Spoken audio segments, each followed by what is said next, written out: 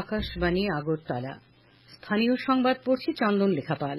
এখনকার বিশেষ বিশেষ খবর হল, ফৌজদারি 3টি নতুন আইন ভারতীয় ন্যায় সংহিতা, ভারতীয় নাগরিক সুরক্ষা সংহিতা এবং ভারতীয় সাক্ষ্য অধিনিয়ম আজ থেকে সারা দেশে কার্যকর হয়েছে। মুখ্যমন্ত্রী অধ্যাপক ড মানিক সাহা আজ আগরতলার প্রজ্ঞা ভবনে আয়োজিত এক অনুষ্ঠানে রাজ্যভিত্তিক স্টপ ডায়রিয়া ক্যাম্পেইনের আনুষ্ঠানিক সূচনা করেন। অর্থমন্ত্রী প্রণজিৎ সিংহ রায় বলেছেন, খুব শীঘ্রই মৈত্রী সেতুর মাধ্যমে চট্টগ্রাম বন্দরকে ব্যবহার করে ভারত ও বাংলাদেশের মধ্যে পণ্য আদান প্রদান শুরু হবে। রাজ্যের সব পঞ্চায়েত অফিস আজ থেকে এই অফিসে রূপান্তরিত হল। ঘরোয়া তৃতীয় ডিভিশন লীগ ফুটবল প্রতিযোগিতার 2টি খেলায় আজ সরোজ সংঘ ইকফাই ফুটবল ক্লাব জয়লাভ করেছে। এবারে আসছি বিস্তারিত সংবাদে। ফৌজদারি 3টি নতুন আইন ভারতীয় ন্যায় সংহিতা, ভারতীয় নাগরিক সুরক্ষা সংহিতা এবং ভারতীয় সাক্ষ্য অধিনিয়ম আজ থেকে সারা দেশে কার্যকর হয়েছে। নতুন এই আইনের লক্ষ্য হচ্ছে দেশের ফৌজদারি বিচার ব্যবস্থার আধুনিকীকরণ, বিচার প্রক্রিয়াকে ত্বরান্বিত করা এবং ক্ষতিগ্রস্তদের সুরক্ষা নিশ্চিত করা। এই 3টি নতুন আইনে নারী ও শিশু সহ সকল স্তরের জনগণের বিরুদ্ধে সংঘটিত অপরাধ দূরীকরণকে অগ্রাধিকার দেওয়া হয়েছে।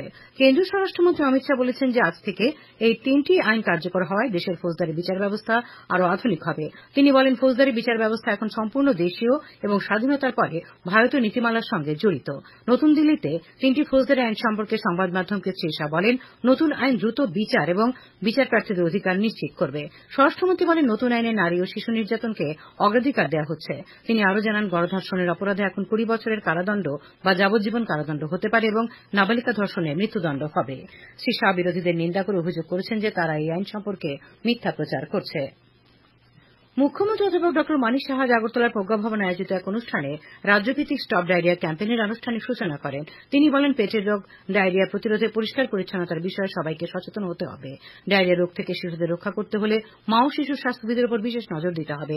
গ্রামীণ এলাকার জনগণের কাছে স্বাস্থ্য সচেতনতার বিষয়টি পৌঁছে দেওয়ার জন্য অঙ্গনওয়াড়ি কর্মী ও আশাকর্মীদের দায়িত্ব নিতে হবে। মুখ্যমন্ত্রী বলেন, রাষ্ট্রীয় বাল শিশু স্বাস্থ্য কার্যক্রম কর্মসূচিতে সদ্যজাত থেকে 18 বছর বয়স পর্যন্ত শিশু কিশোর কিশোরীদের জন্মগত শারীরিক ত্রুটি, দেরিতে বেড়ে ওঠা হৃদরোগ ইত্যাদি বিনামূল্যে চিকিৎসা প্রদান করা হয়।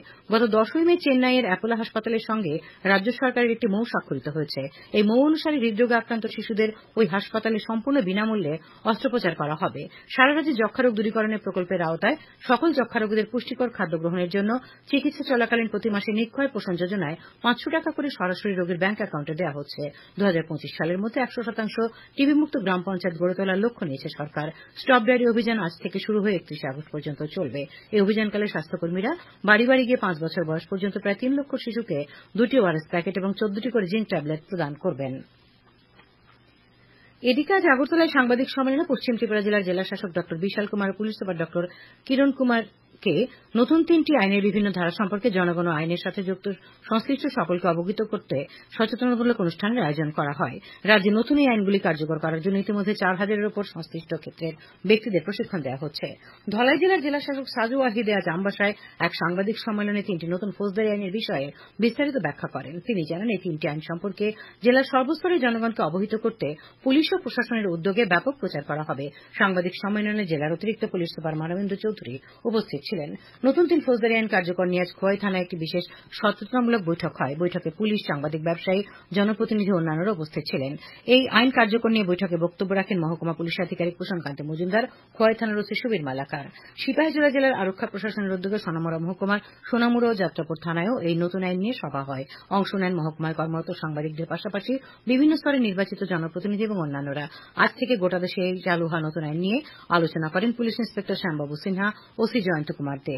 যাত্রাপুর থানায় আয়োজিত সভায় বক্তব্য রাখেন ওসি সুব্রত দেবনাথ। উত্তর জেলার জেলাশাসক দেবপ্রিয় বর্ধনও নতুন আইন নিয়ে এক সভা করেন। তিনি বক্তব্য রাখেন। সভায় উপস্থিত ছিলেন অতিরিক্ত জেলাশাসক বিপ্লব দাস, জেলা পরিষদের সভাধিপতি ভবতোষ দাস, ধর্মনগর পুর পরিষদের ভাইস চেয়ারপারসন মঞ্জুনাথ প্রমুখ। খোয়াই জেলা পরিষদের সভাধিপতি জয়দেব দেববর্মা আজ টাউন হলে স্টপ ডায়রিয়া কর্মসূচির সূচনা করেন। খোয়াই জেলা স্বাস্থ্য ও পরিবার কল্যাণ সমিতির উদ্যোগে আয়োজিত অনুষ্ঠানে উপস্থিত ছিলেন জেলা পরিষদের সহসভাপতি হরিশঙ্কর পাল, জেলার মুখ্য স্বাস্থ্য আধিকারিক ড নির্মল সরকার প্রমুখ।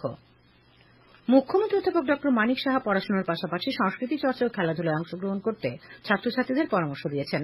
আজ মহারানী তুলসীবতী বালিকা বিদ্যালয়ের বার্ষিক পুরস্কার বিতরণ অনুষ্ঠান এবং 2023-2024 শিক্ষাবর্ষে ত্রিপুরা মধ্যশিক্ষা পর্ষদ পরিচালিত মাধ্যমিক ও উচ্চ মাধ্যমিক পরীক্ষায় বিদ্যালয়ের 5 জন কৃতী ছাত্রীদের সম্বর্ধনা অনুষ্ঠানে বক্তব্য রাখতে গিয়ে তিনি পরামর্শ দেন। মহারানী তুলসীবতী স্কুলের পঠন পাঠন নিয়ে তিনি সন্তোষ প্রকাশ করেন। অনুষ্ঠানে উপস্থিত ছিলেন আগরতলা পুর নিগমের মেয়র তথা বিধায়ক দীপক মজুমদার, কর্পোরেটর রত্ন দত্ত প্রমুখ।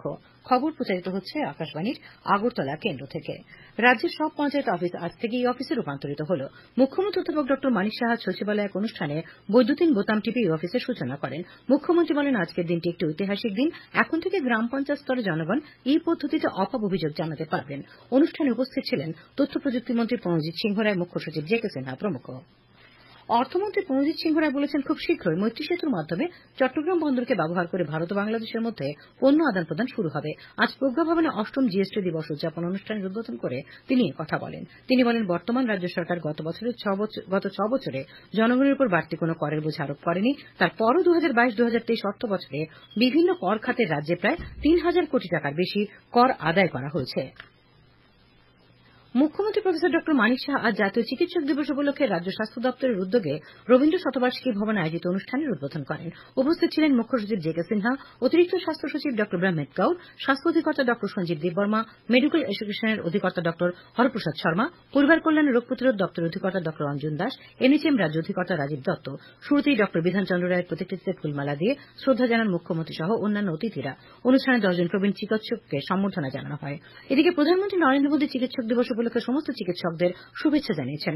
সামাজিক মাধ্যমে প্রধানমন্ত্রী বলেছেন, ভারতের স্বাস্থ্য পরিকাঠামোর উন্নয়ন এবং চিকিৎসকদের তাদের প্রাপ্য সম্মান নিশ্চিত করতে সরকার সম্পূর্ণরূপে প্রতিশ্রুতিবদ্ধ। কমলপুর মহকুমার কচুছড়ায় আজ টিএসআর তৃতীয় বাহিনীর 28তম প্রতিষ্ঠা দিবস উদযাপন করা হয়। অনুষ্ঠানের উদ্বোধন করেন আইজিপি টিএসআর কেরি মারাক। অনুষ্ঠানের শুরুতেই শহীদদের স্মৃতির প্রতি শ্রদ্ধা নিবেদন করা হয়। আয়োজন করা হয় মেগা রক্তদান শিবিরের। টিএসআর জওয়ান এবং তাদের পরিবার পরিজনদের মোট 107 জন স্বেচ্ছায় রক্তদান করেন। অনুষ্ঠানে বাহিনী শহীদ জওয়ানদের পরিবারের সদস্যদের সম্মান জানানো হয়। এলাকার খেলোয়াড়দের মধ্যে ক্রীড়া সরঞ্জাম ও দুস্থদের মধ্যে কম্বল বিতরণ করা হয়। অনুষ্ঠানে একটি প্রদর্শনীর আয়োজন করা হয়। অতিথিরা বৃক্ষরোপণও করেন। অনুষ্ঠানে বক্তব্য রাখতে গিয়ে আইজিপি টিএসআর কেরি মারাক বলেন, একটা সময় এই সমস্ত এলাকায় সন্ত্রাসবাদীদের ব্যাপক দৌরাত্ম্য ছিল, কিন্তু এই বাহিনী প্রতিষ্ঠিত হওয়ার পর কমলপুরের বিস্তীর্ণ এলাকায় শান্তি ফিরে এসেছে। অনুষ্ঠানে উপস্থিত ছিলেন ধলাই জেলার পুলিশ সুপার অবিনাশ রায়, বাহিনীর কমান্ডার বিনয় কিশোর দেববর্মা প্রমুখ। কৈলাসহরের ঊনকোটি কলাক্ষেত্রে আজ বিদ্যালয় শিক্ষা দপ্তর আয়োজিত অনুষ্ঠানের মধ্য দিয়ে শিক্ষণ ও শিক্ষা সহায়ক সামগ্রী বিতরণ করা হয়।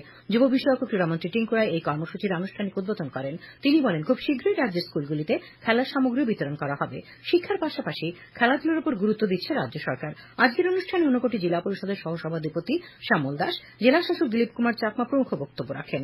অনুষ্ঠানে সভানেত্রী ছিলেন কৈলাসহর পুর পরিষদের চেয়ারপারসন চকলা রানী দেবরায়। এখানে স্কুল পড়ুয়াদের স্কুল ব্যাগ, প্রাইমারি স্কুলের শিক্ষক শিক্ষিকাদের অ্যান্ড্রয়েড ট্যাবলেট এবং শিক্ষা সামগ্রী বিতরণ করা হয়। বড়জলার মধ্যভবন উচ্চ বিদ্যালয়ের কাজ দ্বাদশ শ্রেণীতে উত্তীর্ণ করা হয়েছে। এই উপলক্ষে আয়োজিত অনুষ্ঠানে উপস্থিত ছিলেন প্রাক্তন বিধায়ক ডক্টর দিলীপ দাস এবং খাদি বোর্ডের প্রাক্তন চেয়ারম্যান রাজীব ভট্টাচার্য।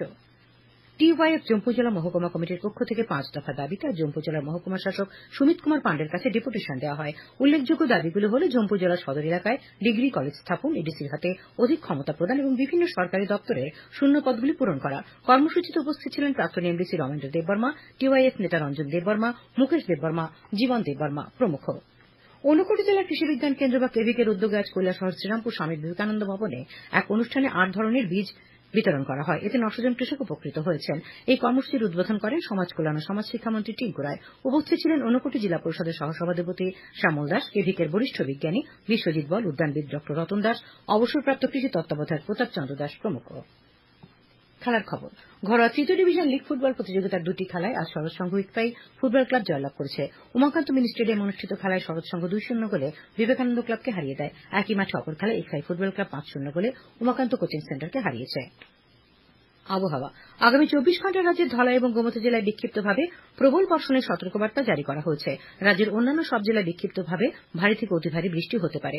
উত্তর পূর্ব আসাম এবং তার পার্শ্ববর্তী অঞ্চলে ঘূর্ণাবর্ত পুরোপুরি বর্ষার কারণে এই বৃষ্টি বলে আবহাওয়া দপ্তর জানিয়েছে। আজ সকাল 8:30 থেকে বেলা 2:30 পর্যন্ত আগরতলা বিমানবন্দর এলাকায় বৃষ্টি হয়েছে 34.4 মিলিমিটার। গত 24 ঘন্টায় বৃষ্টি হয়েছে 42.4 মিলিমিটার।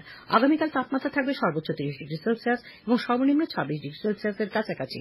আজ সর্বোচ্চ তাপমাত্রা ছিল 29.5 ডিগ্রি সেলসিয়াস এবং সর্বনিম্ন তাপমাত্রা ছিল 26.6 ডিগ্রি সেলসিয়াস।